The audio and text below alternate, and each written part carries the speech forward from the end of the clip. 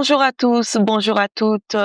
Nous voilà encore dans notre semaine du repos, hein, une semaine où nous sommes en train de comprendre qu'il y a le temps de relâchement, il y a le temps de repli, il y a le temps des arrêts dans notre vie. Ces temps, on l'appelle le repos, le repos, le repos. Le repos aussi est synonyme de multitude de bénédictions quand tu sais où tu peux aller te reposer. Bien-aimé. Seigneur, nous te bénissons, nous te remercions pour ce temps que nous allons finir cette semaine. Nous prions que ton Esprit Saint puisse être encore en ces moments et surtout que ça soit la voix de ton Esprit qui va parler à toutes les personnes qui vont se connecter dans ces programmes. Règne en guide et surtout un véritable conducteur au nom de Jésus. Amen. C'est notre émission Un mot pour ta vie, 10 minutes de vérité biblique pour marcher avec notre Dieu, avec tous les mots que nous connaissons. Et je disais que c'est le repos cette semaine. Et nous finissons par le repos qui est une source de bénédiction pour nous. Le repos, c'est une source de bénédiction.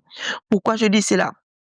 Ça attire même plusieurs multitudes de bénédictions quand on sait où aller se reposer, quand on sait avec qui on peut se reposer, quand on sait même dans quelle maison où on doit se reposer. Ce n'est pas partout où on se repose et on trouve des bénédictions, hein. Il y a un endroit précis.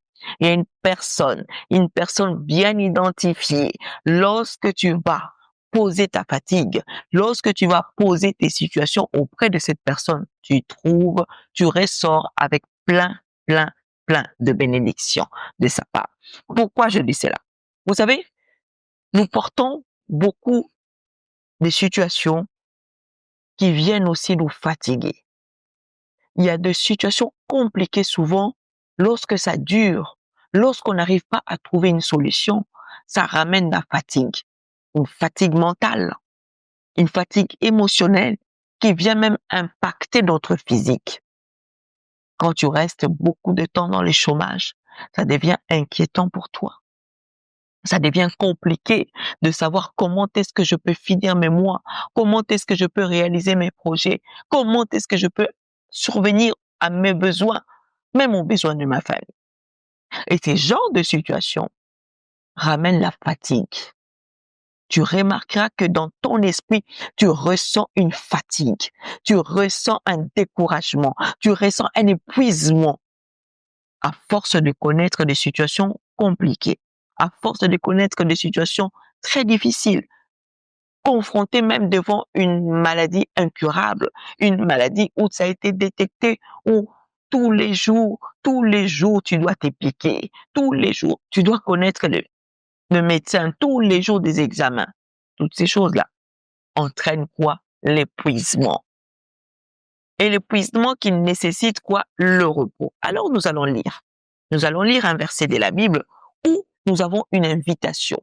Et cette invitation concerne tout le monde, sans condition.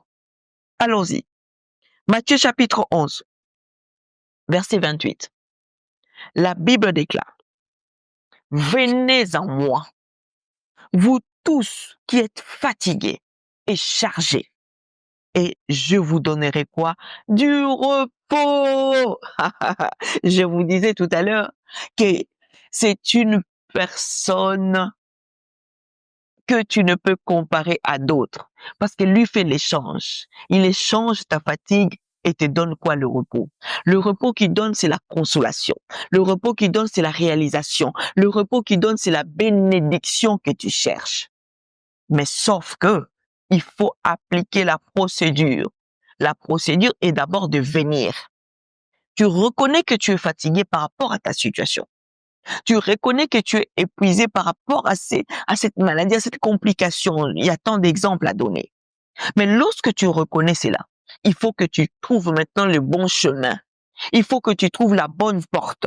Je dis, ce n'est pas partout où tu pourras dormir et tu sortiras avec des bénédictions. Il y a un endroit. Et cet endroit, c'est auprès de celui qu'on appelle Jésus-Christ de Nazareth. Toi qui ne connais pas encore Jésus, toi qui l'as pas encore expérimenté, je t'assure qu'il accorde le repos. Il accorde le repos dans toutes les situations, dans toutes les problématiques de ta vie, dans toutes les problématiques de ta famille. Il peut t'accorder le repos. Mais il faut simplement répondre à l'invitation. Jésus t'invite aujourd'hui. Lorsqu'il appelle, il appelle sans condition. Il appelle, il dit même pas qu'il y a un nombre limité. Tu vas dire que non, il y a beaucoup de gens qui sont déjà auprès de Jésus. Peut-être que j'aurai pas ma place. Tu te trompes, tu auras ta place. Il y a toujours une place pour nous. Il y a toujours une place pour toi qui me suis. Il y a toujours une place pour chacun de nous. Nous tous, nous avons une place. C'est pourquoi il nous appelle en masse. Il dit, venez, remplissez. C'est sans condition. C'est en nombre illimité que Jésus nous attend. Il nous attend pour ramener notre fatigue. C'est lui qui peut se charger cela. Parce que c'est Jésus-là que nous cherchons à une solution à tous nos problèmes. Car la Bible déclare que rien n'est impossible à ce Jésus-là. Rien n'est lui impossible. Ta fatigue, il peut retrouver la force auprès de Dieu. Il peut trouver le repos.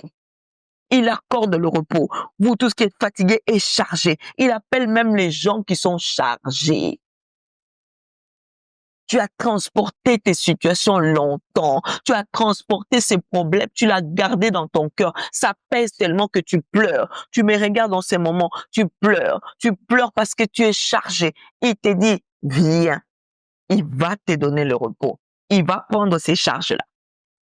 Ces kilos-là, il a la possibilité de le porter. 100 kilos, 200 kilos, c'est rien pour Jésus. C'est rien pour Jésus. Waouh!